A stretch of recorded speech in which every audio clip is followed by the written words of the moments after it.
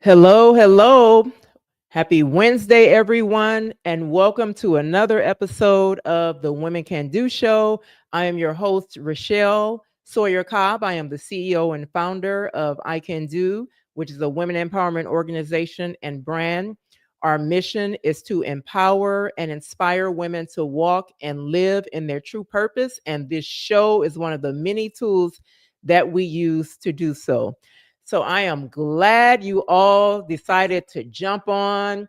If you haven't shared this link, make sure you get others to subscribe to our YouTube channel because we have so many amazing topics coming up, amazing women to share their amazing stories of the amazing things that they are doing in our communities.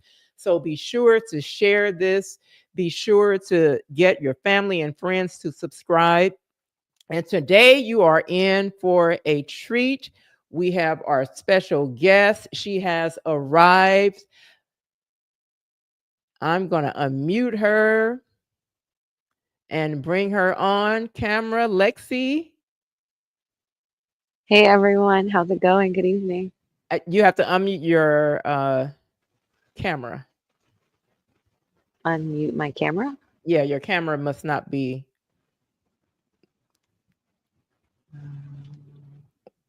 So you see, it should say stop cam. So maybe that's clicked. No, and I see myself. It looks all clear to me right now. Okay, let's see.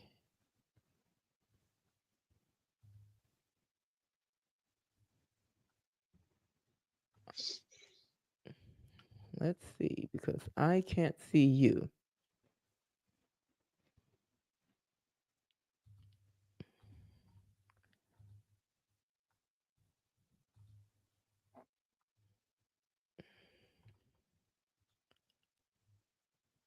Should I leave and come back? No, go ahead, stay in. I'm just changing the Okay. camera. Maybe that's, yeah.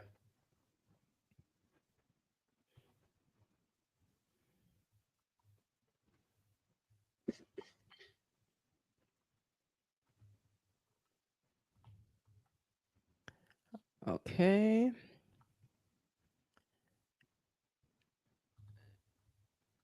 And I still cannot see you.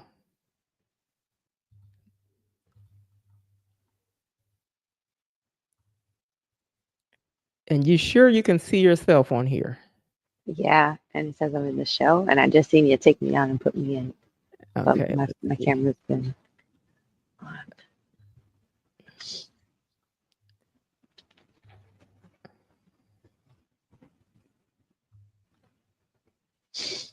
Okay.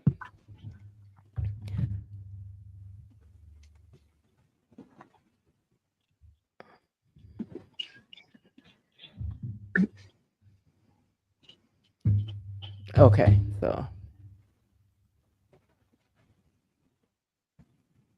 okay, then we will get started.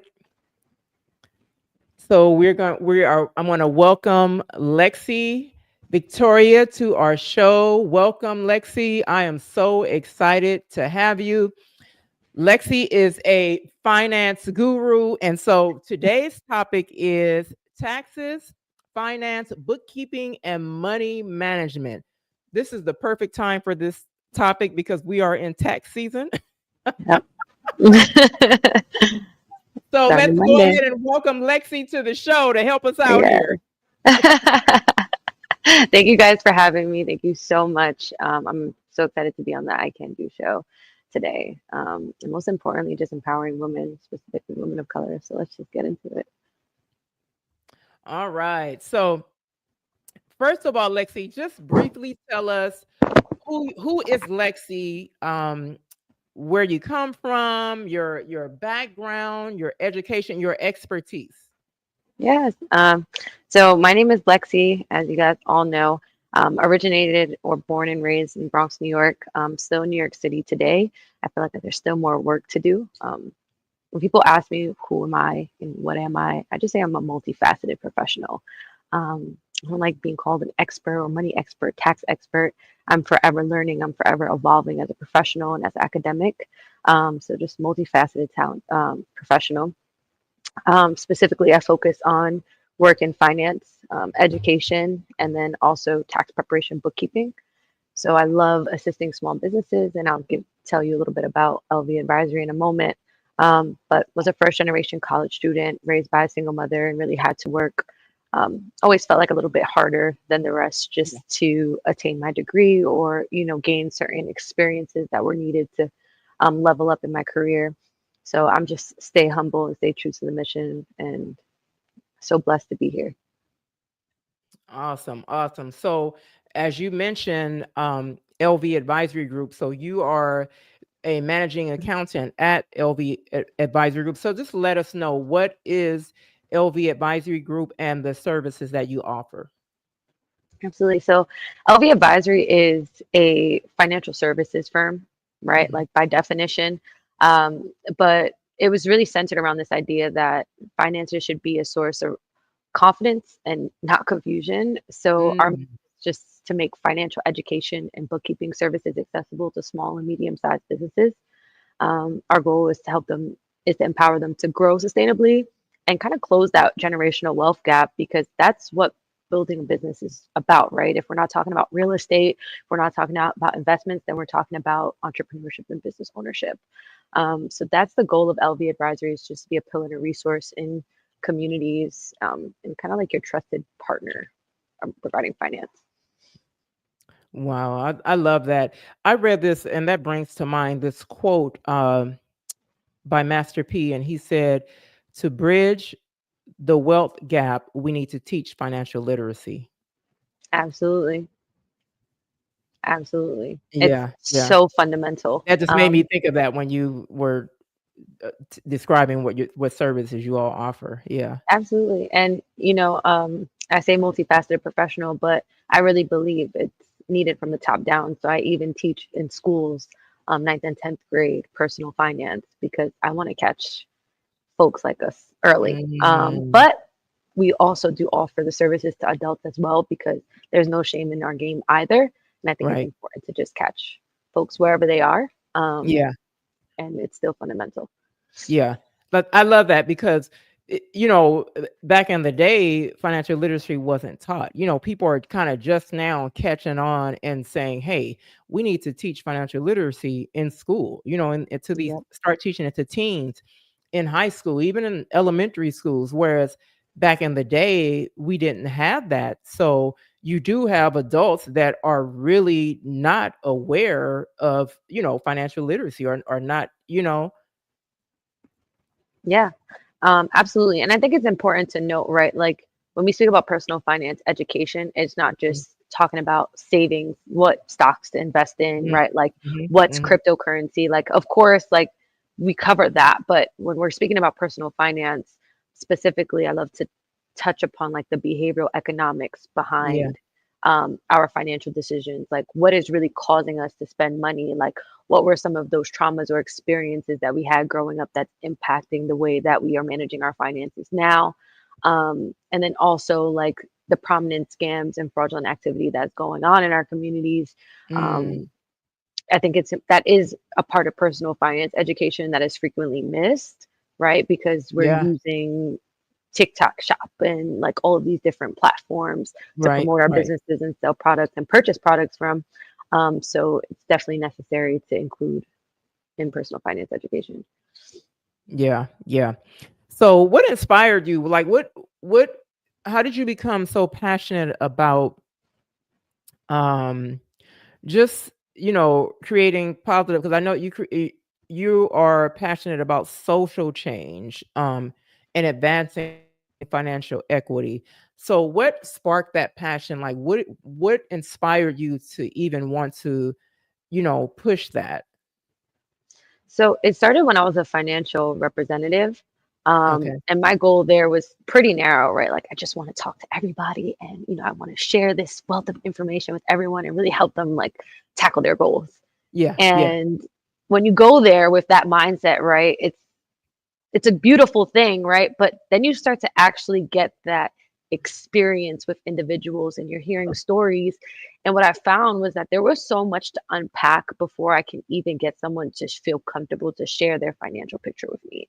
And then after we Mm, unpack all of that, it's way past an hour meeting, right? And then it's like, right.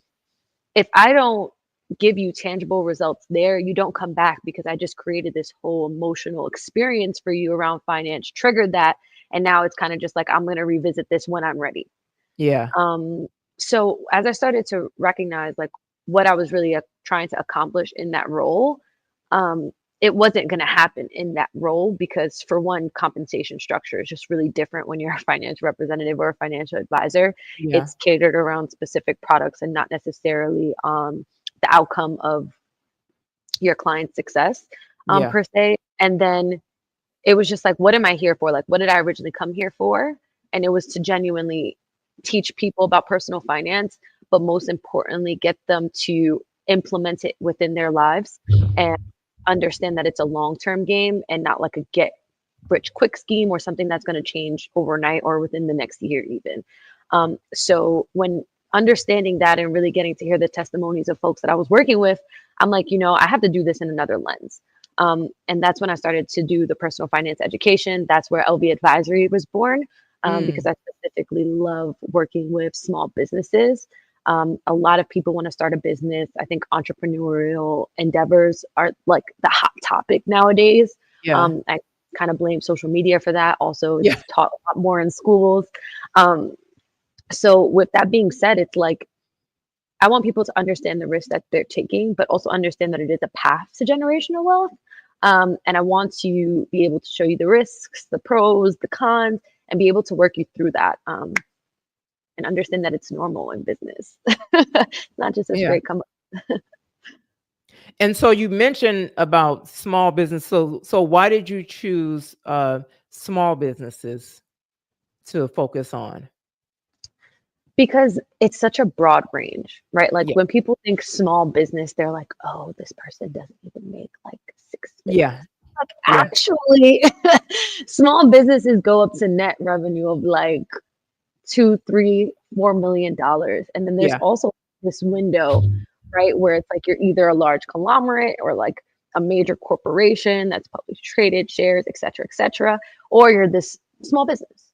And there's like so many people in between that just are not able to receive funding or not receiving the right support or just don't know how to manage their business on such a large scale. So Mm, I really want to meet the small businesses where they're at and be able to work with them so that they can get into that middle area to then, if they want to be acquired, they're in a great position to do so. mm. If they want to go IPO, like we're going to make sure that you have all the financial statements and everything ready so that you can hire the consultants and hire the folks that are help you to get there.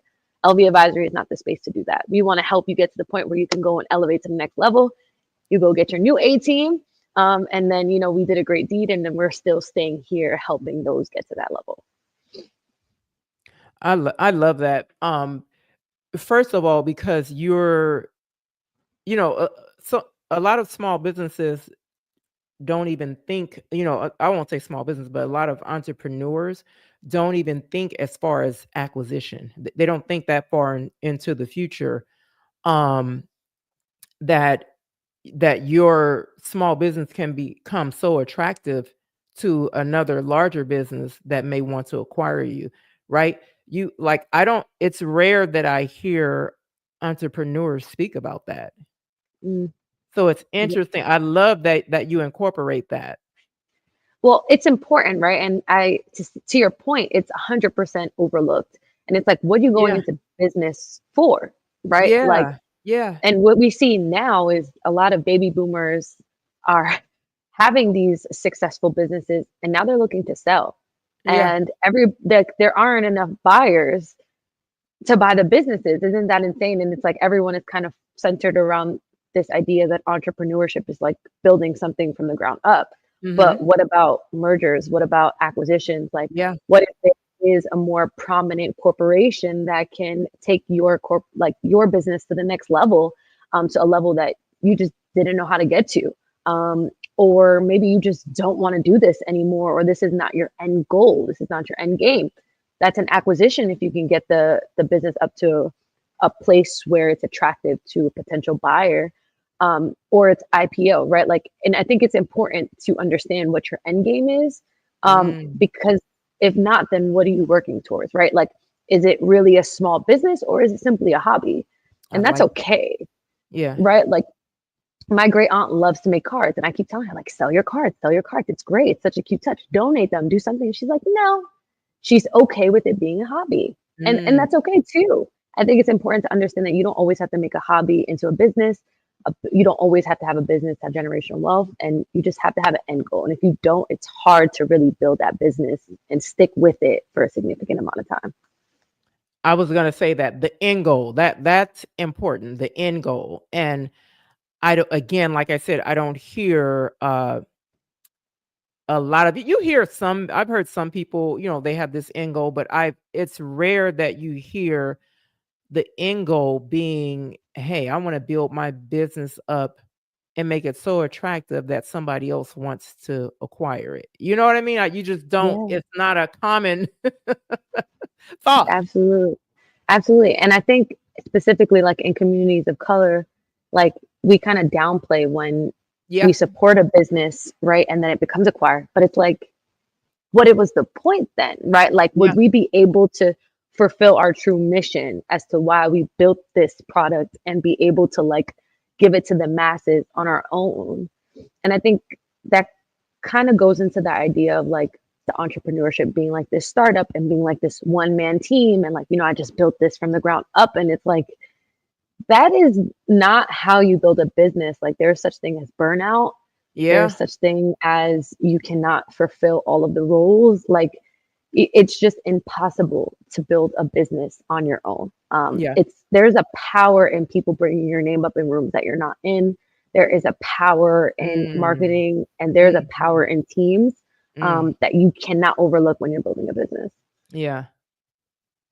And you're right. It's so important to build that, to build the right team, or rather, um and again, you can't build it by yourself. No, it's impossible. Yeah. Yeah. And your skills are limited to what you're good at. And I Exactly. that's so aside from like you being limited to your own skills, you can always learn and get an idea, but like, are you really to the point of an expert level to say that you're going to be able to put your business or do it the way that you really want it to be done?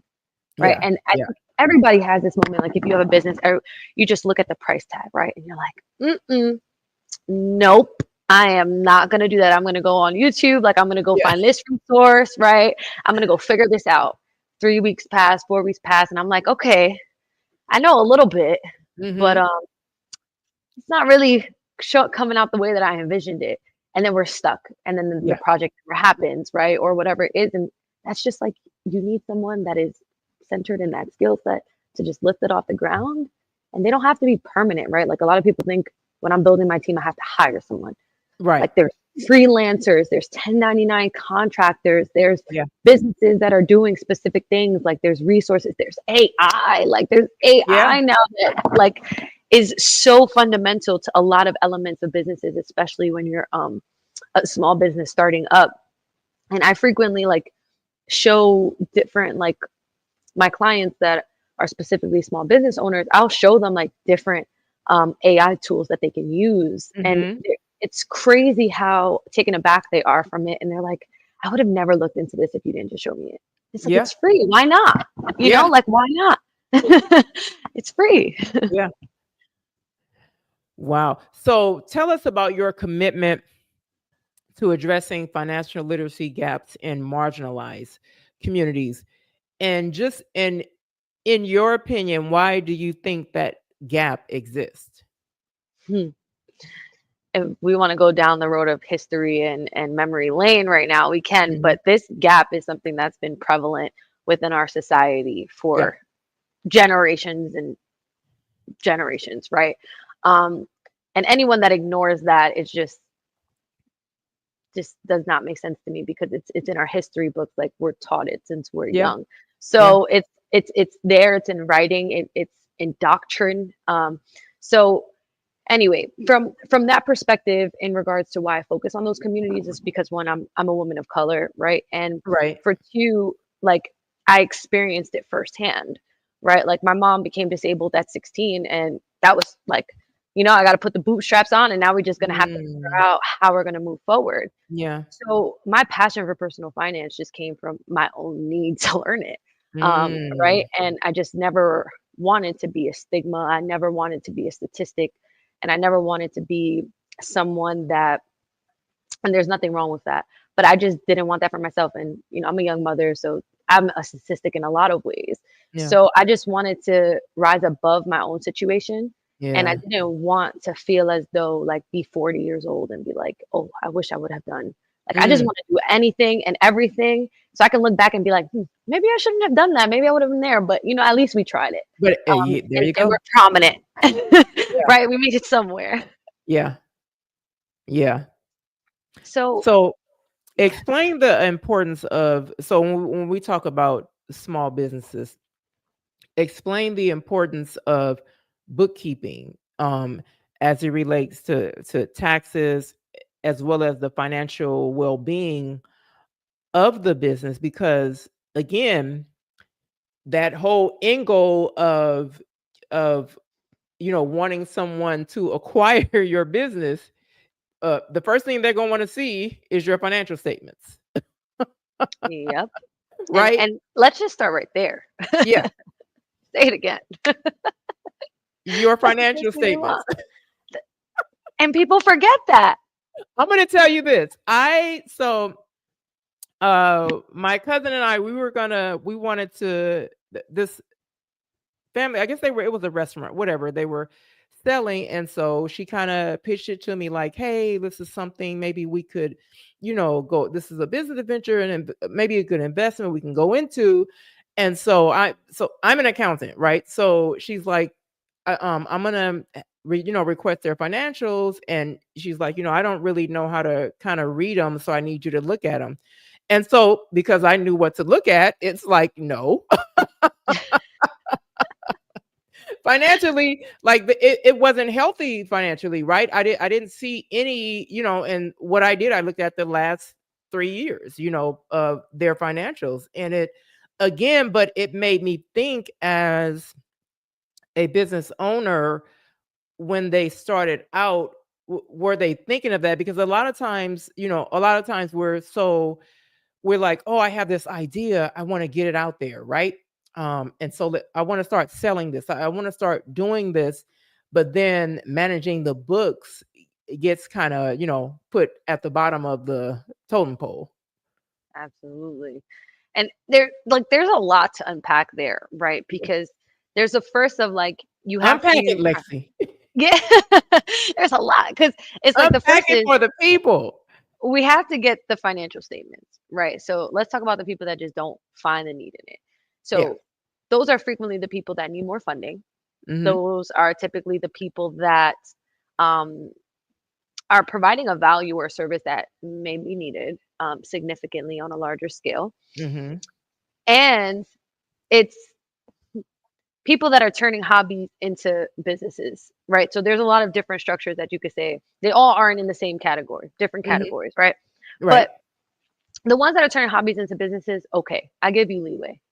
But for those that are really looking to scale, those that invested so much capital to get their business up and running, Yeah. it is so important to have that all broken down in your profit and loss statements, and in your statement of cash flows, and your balance sheet. Like, you need these three, like, at least, Yeah. right? Like, I'm not saying you need a budget projection. I'm not saying you need, right? Like, Right. I get it. That's a lot.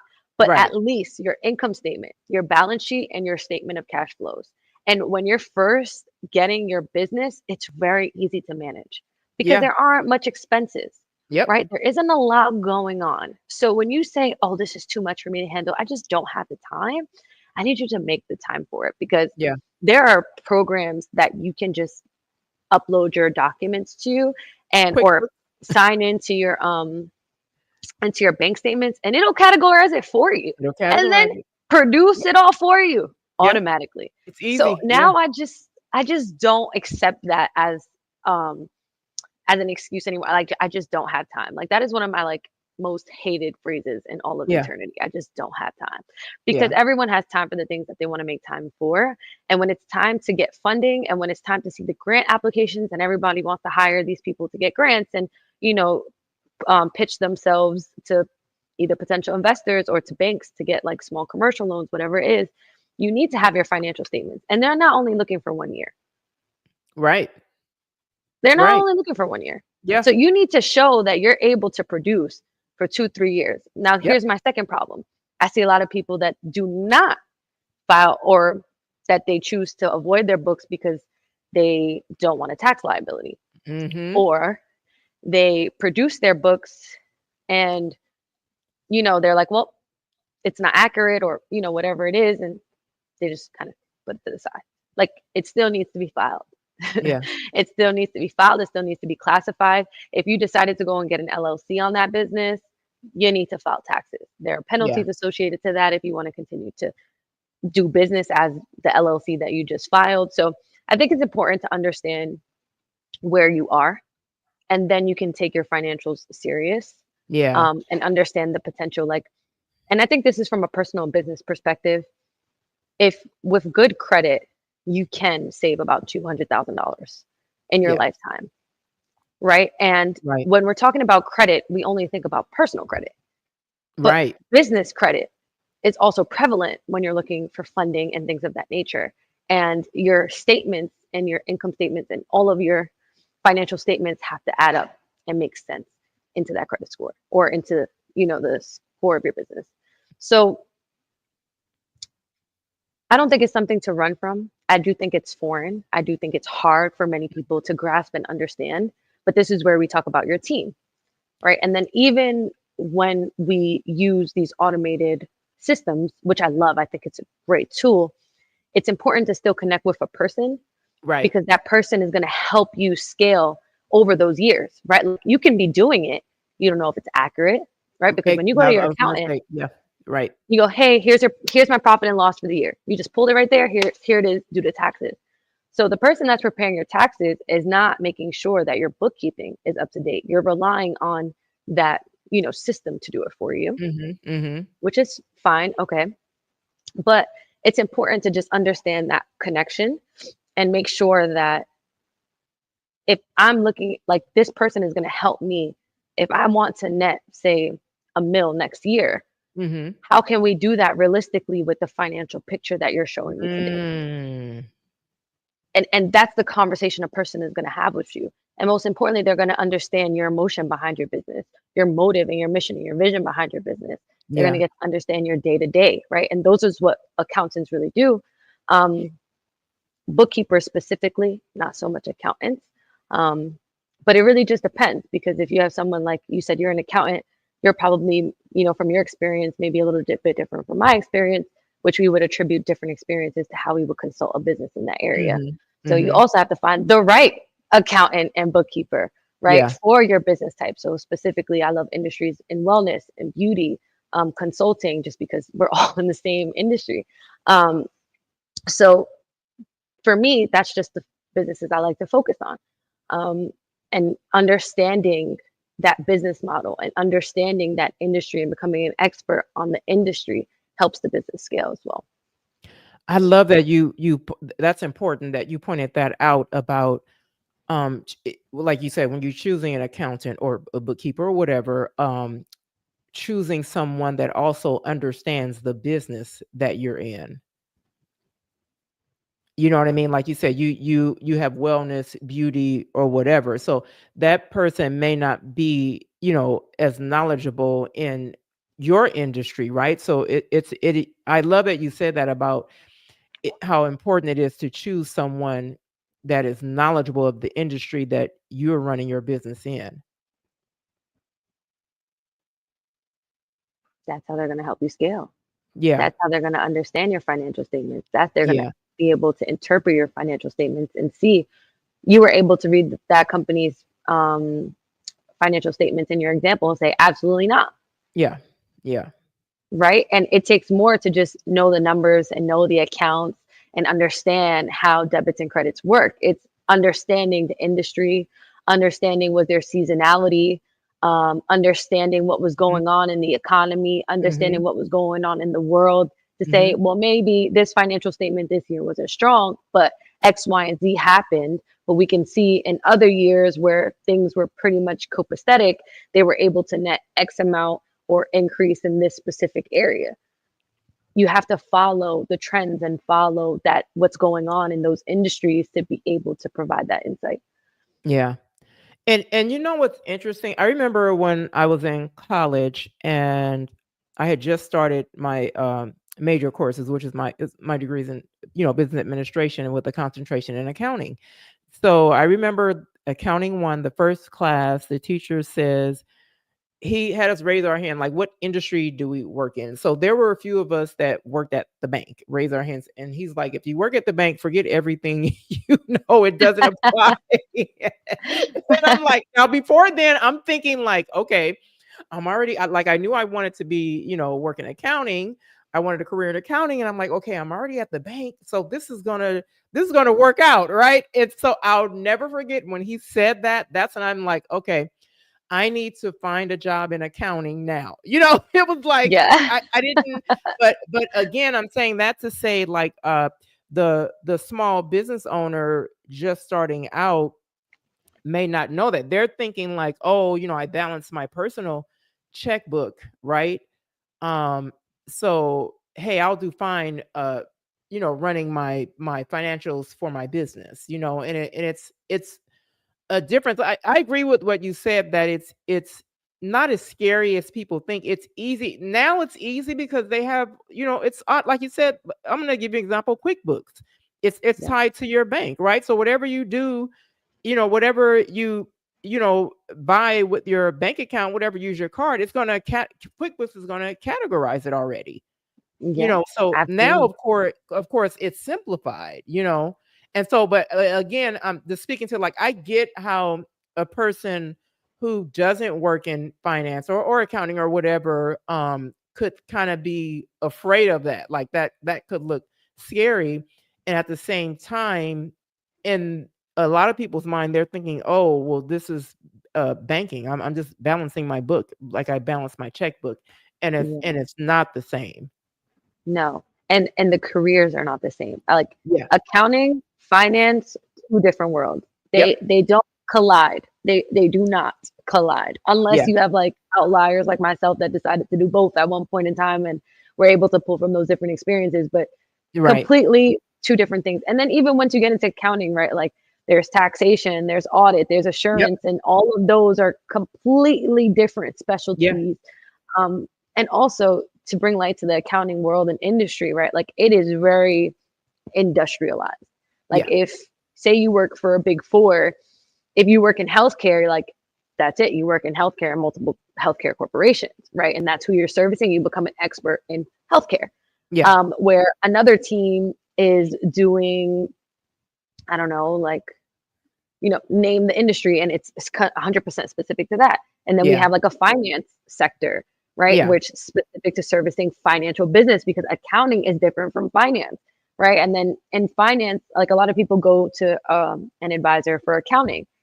No, you need a CPA. Where a lot Yeah. of people, or a tax professional, and a lot of people come to accounting and be like, I need help with finance. No, you go to a financial advisor or representative. So it's important to have an A team, right? And your A team is going to be your accountant, your accountant, your advisor, and your attorney, Yeah. right? And all of those people are going to work together to make sure that you are financially bulletproof from a tax perspective, from a personal finance perspective, and Yeah. making sure you're okay as a person, you're okay as a business, you're okay from a tax perspective, from the IRS, state, local, federal. And then you have the attorney who's going to make sure all your contracts are ironclad, making sure your estate and will planning is ironclad, right? Like there's so many things that go into that. Finance is one thing, accounting is another. Yep. No intersection. Yeah. Yeah. And all of that boils down to mindset, right? So speak to that, how important the mindset is when it comes to managing money, period, whether it be personal or business, how important your mindset is. Like your mindset controls your spending habits. right? It Mm, all goes back to your mindset. mm-hmm. I think it's important to keep an open mindset, period, Uh-huh. in business, in your personal life, as you're elevating as a professional, you're elevating in entrepreneurship, whatever it is, it's important to keep an open mindset. Yeah. Sometimes we get caught up in all of the weeds and how we grew up and our experience day to day and where we live and how we do it and the way we do it and our Yep. habits. And we don't recognize that. We kind of get comfortable in this dysfunction and we think that it's okay. And don't And want that to make the shift. dysfunction, Yeah. absolutely. And that dysfunction has an impact on our finances, on our mental, on our Yeah. ability to succeed in whatever endeavor we're looking to do. So it's important to keep an open mind. That's one. And we have to be willing to like unlearn all of the things that we may have become Mm. comfortable with learning. Mm. And that's being comfortable in that dysfunction, Yeah. right? Like, so from a personal finance perspective, somebody was going through their books and they're like, yep, spend $1,000 in BJ's a month and spend $500 in supermarket. I was like, okay, $1,500. Do you cook? No, I eat out a lot. You know, my kids are super picky. Okay. Do you take lunch? No. Mm-mm. I buy it at the local, whatever, because we get a discount. So where are the groceries going? Yeah. What are we consuming? Right? Yeah. And they're Yeah. like, well, it's really like snacks and thing. And I'm like, okay, do we need $1,500 of snacks? Like, are we going to the deli and getting the kids snacks there too? Yeah. Yeah. Right? Well, when you say it like that, like at the end of school, my kid loves to go to the deli because his friends go to the deli. So I give him $20 to go to the deli. So can we rethink this dysfunction of feeling like, and really when we unpack it, it was simply because when she was growing up, she didn't really have food in the house. She always Mm. wanted to make sure that her kids had food in the house. She worked a lot. She didn't know if she was going to be home. So Yeah. if worst comes to worst, her kids got something to eat. Yeah. Right? Some financial review, that is stupid. Why would you spend $1,500 on food? That is out of your Mhm. budget cap. No. Mhm. Okay, so let's understand this. So if that's the case, you give them $20. Should it be like, since they prefer to eat out, should we increase their budget a little bit and take it out of the food? Right? Can we Yeah. rework what you're getting at BJ's to last a little bit longer? Or Mm. can we take fewer trips to the grocery store, right? And only buy things that, maybe we'll meal prep so Yeah. that, this will really solve this issue. They're eating healthy, the food is there, and we're able to control how we're spending and what we're doing. Yeah. So like you kind of work it back that way. So that's why I say you have to be willing to unlearn the things that, because we feel like, especially as So moms, like I'm important. doing this for our kids and we're passionate Mm. about it and we're going to make sure that we can provide. But really, it's hurting us Yeah. in the long run in that specific example. Yeah. Um, so I think I pretty much touched the unlearning part, but that's really just keeping an open mindset, unlearning Unlearning. what you're uncomfortable with, and being open to new ideas. Mhm. Like, again, you don't know what you don't know. Yeah. And that's why I don't like to call myself an expert, right? Like, tax law changes every Oh, single yeah. year, every single presidency, right? Yes. Like, everything I know today is probably going to change by It's gonna 2025 tax year. exactly. Okay. Exactly. So, just in what's going on. So, how can anybody be an expert in that perspective? Yeah. Um, so, I just like there's a requirement for specific individuals to learn, right? A Yeah. continuing education requirement. Oh, yeah. And there's a reason why that continuing education requirement is a thing. Yeah. And I love that you said that unlearn. Like we're so it's the whole well, we've done it this way. This is the way it should be. And I posted, I think one of my social media posts the other day was about unlearning these behaviors. And again, it goes like, like you mentioned, like the spending habits, unlearn that unlearn these ways of being that we've adapted as, the Bible. Like this is the way it Mm, I have to live, it's mandatory that I think this way or live this way. And I think a lot of it is so often we're not willing to unlearn. Like people look at unlearn as a negative thing, and it's Hmm. really not. It's opening up to receive new things. Like you said, trying something a different way. Things are ever changing. Just like you said Yeah. with with taxation, things are next month. Something's going to change. Yep.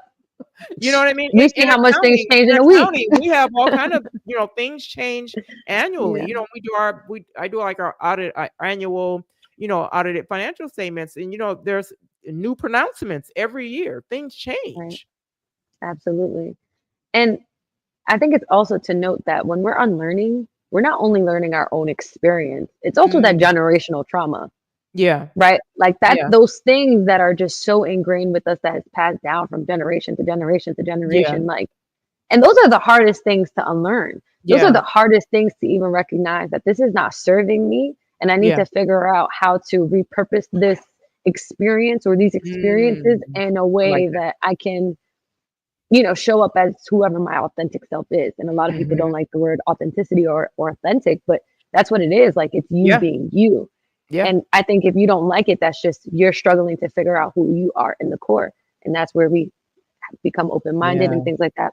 And also just understand that there's biases, right? Like every single person possesses biases, Mm, every single one, right? There is like when I teach this course, behavioral economics in schools, we're talking about 50, 60, 70 different types of biases that we encounter as individuals or that we exhibit as individuals, mm, right? And it's from most prominent and affluent people, right? Our doctors, our lawyers, our, yeah, our police yeah, officers, and down to the regular folks, just like you and me and everybody else, yeah, like every single person experiences biases. And that's where we have to unlearn or maybe yeah, relearn how we approach those situations and be able to have an open mind. yeah, yeah. So I read that you basically you blend finance and public policy. So, w- and I think you started in finance, right? What caused the transition into policy, and how did you kind of decide to combine the two? And why do you think it's important that they go together? So I started in accounting, right? Made my way to finance because of my son, and then now I'm in policy. Mhm. And I ended up taking a step back, and I returned to school to go do my graduate studies at NYU Wagner to study social impact, innovation, and investment because Yeah. I wanted to understand, like, again, when I was a financial representative, right, I was understanding these experiences. And, like, of course, I can talk to people, right? But there's Mhm. only so many people that I can talk to. There's only so many people that I can encounter. I used to work 8 a.m. to 8 p.m. just to find people to talk to like do all of this. And it's like, are you even finding them in the right place, time, and setting to be able to really Uh, facilitate yeah. like actionable change? And that's where I was like, okay, let's take it to another level, create an LV advisory. And then I was like, I want to do something on a bigger scale. Like I want to advocate for language resources. Like, for Mm. instance, why when you walk into a social services department, they have the application in 20, 30, 40 different languages. Mhm. But when you have an investment sheet and as an advisor, you have to walk a potential client through their risk assessment and through their goals and through their aspirations for this specific investment account or to understand their investor profile to be able to align them with the right investment. It's only in English. Yeah. And when we look at it, our advisors, when I was an advisor, I was a part of the 4% within my corporation. In the like nationally, 4% of us were Hispanic. Yeah. So, right now, that's a language barrier, right? And Yeah. then you have a bunch of different cultures and languages that should be represented in a way where they have that trust to invest their money appropriately. Yeah. So Yeah. I say that to say, like, that's really what I want to advocate for. I want to be able to advocate for these language resources. I want to advocate for these services. And then I also want to advocate for tax policy, right? Like child dependent tax credit and the earned income credit and being able to affect those within those lower marginal tax brackets Mhm. um, in a way where I don't necessarily have to talk to you, but I know that at least come tax year or tax season that you'll be seeing the impact that we were able to make on your life and put a little bit extra money in your pocket. Yeah. I love that. I love that. So when you so let's say you have the client that has, the small business, or the entrepreneur that's just starting out, and they come to you. What is, like, when it comes to finance, the financial well-being of the business, money management, bookkeeping, what is, like, one, like, very key piece of advice that you give that client, like something that's just gonna, that you give them, and it's like, this is, you need to keep this right here on the tip of your brain. Like, what is that key advice that you see, not necessarily that you see is a need just in general for the small business entrepreneur? And we're talking really, really small, like startup. Yeah, startup, for the person who's, and I'm asking that because there may be someone on here who is, just starting out, but don't, they're the creative, right? But they don't really understand the business of the business, Hmm. which finance, and the finance of it is key, right? So that person that's just starting out, and they don't know where to start, they're unfamiliar with bookkeeping or finance or accounting. Um, so when I speak to them, I always focus on self before I talk about finance. Mm-hmm. So my key advice would just be you are your business. Like in Yeah. that stage, you Mm, are your business mm. and your business cannot run without you. Yeah. So don't get caught up in the weeds of trying to build this business overnight because you Yeah. forget yourself, you drain your pockets, you significantly impact your personal financial picture, Yeah. and the burnout is real. You don't even get Yeah. to the point of profitability because you just burned yourself out so Mm. quickly, right? And I don't even have to look at your statements. That's just the reality for a lot of small business owners and startups. Yeah. It's their inability to accept that help and just their passion behind their project. And also knowing when it's time to let go, right? Like, not everything we do is profitable. Yeah. Okay. Like, just because you had a great idea, the way that you're trying to implement this idea may not be the best way. Like, let's rethink it. Rethink it. Um, and it's not saying make it go away, right? Or close it all the way down. Right. It's just Right. more of like, how can this keep up with times so that in, say, 10, 20 years, this is still relevant? Yeah. And that's what I mean by your end goal. Like, right. So Mm. for me, it's understand your end goal, right? So you can understand what you're doing it for and why. Two, like, you are your business. So make sure that you are okay mentally, physically, emotionally, financially. Like when you're looking for funding as a small business, say you don't have all of these um, financial statements yet, right? Like you say you've only been a year in business or year, Right. 2 years, whatever it is.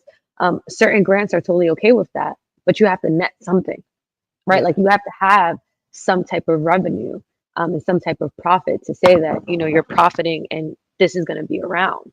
So you need to be able to also leverage your personal credit. So Yeah. there's a lot of different factors that go into it. So again, you are your business. Make sure that you are okay in every facet of the way. Um, and that's just really it. Be able to let go if it's not serving you, rethink that idea. And, that's And here's the thing. Some people think, like, oh, if I, let it go, that I failed. You haven't. Try it again another way. Or try something else, right? That maybe there's something else that can come out of that particular idea, that's really what your purpose to do, right? So I think that's important too, to understand that it's okay to let it go and try something else, or try it again another way. That's not, it's not, it's not the end all be all. and be okay with a pause, right? Yeah. Like great Yes. things take Oh my gosh. time. Yes. I Great love. things take like Rome was not built overnight, and that's typically Yes. like what I tell all of my Yeah. clients. Like, I want to pay down my debt by the end of the year. Like, I want to net 1 million. You just got into business yesterday. Like, Yeah. and I blame social media for this, right? Like this perception to feel like we have to get everything done tomorrow, like this Yep. keeping up with the Joneses mentality. But Yes. like good things take time. Like I've probably generated 6, 7 different business ideas, all have business plans, like even curated board of directors, like brought people in, and I just like halted the whole operation, Mm. like whole Mm. thing. And like I don't become emotionally tied to my projects because I just know like maybe it's a right idea, wrong time. And that's frequently like what I see is in my experience, say 2, 3 years, I'll meet someone and I'm like, oh, like maybe you can help me with this. I'm like, yep. And I just tell them this whole business plan and they're like, wow, how long have you had this? Why have you been sitting on it? And I'm just like, Yeah. right idea, wrong time. What? Thinking Yeah. of a good time now? And then we can be able to unpack that. Yeah. So it's understanding like when you're rethinking something, you can become innovative, or it could just be a pause, right? Like life Mhm. happens, life be life in, and it's okay to say, this is not the Exactly. right time. Yep. My headspace is not there. You Yeah. are your business. So if you're not right, your business is not going to be right. Yeah. Yeah. And I love how you and I say this all the time about taking that pause. It's okay to take a pause in personal and in business, right? Yes, You didn't let don't feel down because hey, I gotta this is not working right now. Let me put this to the side and maybe rethink this. Take that pause, maybe repurpose it, rebrand it. That it's completely okay to take that pause, whether it's personal or business. yes. Oh, and then something else just came to me too, like as you said that. Let go of the thing. Mm. A lot of us are type A too, right? Like it has to be right. The colors Yeah. have to be right. The font has to be right. The font size has to be right. Like the colors have to be perfect. Like that can happen in the rethinking phase, right? But Yes. launch it. Let it go. Let it go. And I love that. get feedback, right? Yeah. Like nobody is gonna know if you don't know, right? And it's like Right. specific for like products and like services. Like some people are like, oh, I have to have my PhD, like this certification before I launch. And it's like there is people that have less than that that have Yeah. so much more like visibility and are getting so much more money from their visibility and from their skills that they possess, and they're just figuring it out along the way. Yeah. Yeah. So be okay to throw yourself out there. Yeah. And two, like if you have a product, it needs you need user testing, right? Like to make sure you have a perfect product, like you need user testing. If Right. you look at Amazon, like if you look at Ford, like all of these big conglomerates did not start as what they are today. Right. So if you really study business and study entrepreneurs and study their stories and not just focus on what they have today, you'll be able to appreciate the hustle and the grind behind it and also be okay with just saying like, I'm going to let this go. I'm going to see feedback and then I'm going to rework it and think it. If it's great, then I'm going to keep pushing it. Yeah. And be completely okay with that. Yes. And that's why you have to be okay. Yeah. There you go. Yeah. I love that those two pieces, especially the part about you are your business. I remember when I started out, I had a branding coach, and the first thing she told me, she's like, I need you to understand this, that you are the brand. You Hmm. are your business, right? But so I love that you said that as a advice that you give, and the whole end goal, knowing what you would like your end goal to be. Yeah. Yeah, I love that. I want to thank you so much. You have shared a lot this evening, and I hope that someone was able to receive, because I think this is it's financial literacy is very important. It's not talked about a lot. Um, and I love that you're teaching it right in schools, but in we need and I always say it, we need more of it in school. You know what I mean? It's something, and not it, again, because we didn't have that back in the day. A lot of adults need it today. And so it's very important, I believe, to have these conversations, because there's somebody maybe 50 5 years old that just does not know, right? And receive Absolutely. something from what you said today. So I thank you for coming on and informing and empowering us. Oh, thank you. Thank you so much. I appreciate it. Thank you for having me. Thank you. So, and just before you go, I wanted you to let everyone know your email, website, where they can reach you if they need Absolutely. your services. Yes. So you can follow me on LinkedIn. If you're big on LinkedIn, my name is Lexi Fur, as you see noted in the description and also my video right here. Um, Also, you can find me at lvadvisorygroup.com. And there you'll be able to see all the service we offer from accounting to personal financial management to bookkeeping. That is our key. We even have some resources there that if you don't feel comfortable um, necessarily meeting with a professional or meeting with myself, there's a chart of accounts there and do it yourself. We're also here for the do it yourselfers. We want you to learn and we want you to have access to those resources. Um, and that is it. That is everywhere you could find me. Oh, and I'll drop my email as well if you have any specific questions or would like to reach out to me personally and just don't know, what service is best for you or just want to get some context a little bit on how we service you and if you're in the right place. You can email us at info@lvadvisorygroup.com. And I'll say it again, info@lvadvisorygroup.com. And again, I will enter all of this information in the chat in the video on YouTube. So for those who will come back and watch it later, or those who tuned in late and want to go on and rewatch it, all of her information will be there. Thank you again, Lexi, for joining us. I want to thank all of our viewers for tuning in. I hope that you received something from this episode.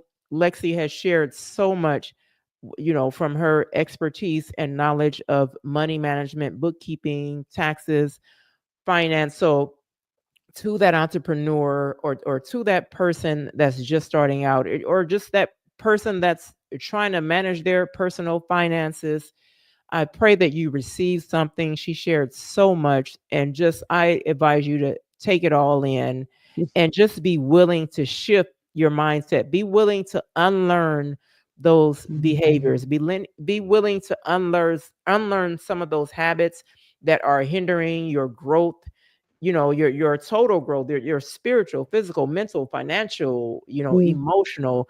Let's start unlearning those things that are hindering our growth, and be willing and open-minded enough to receive new things. So I want to thank you all for tuning in on this beautiful Wednesday evening, and don't forget to subscribe to our YouTube channel.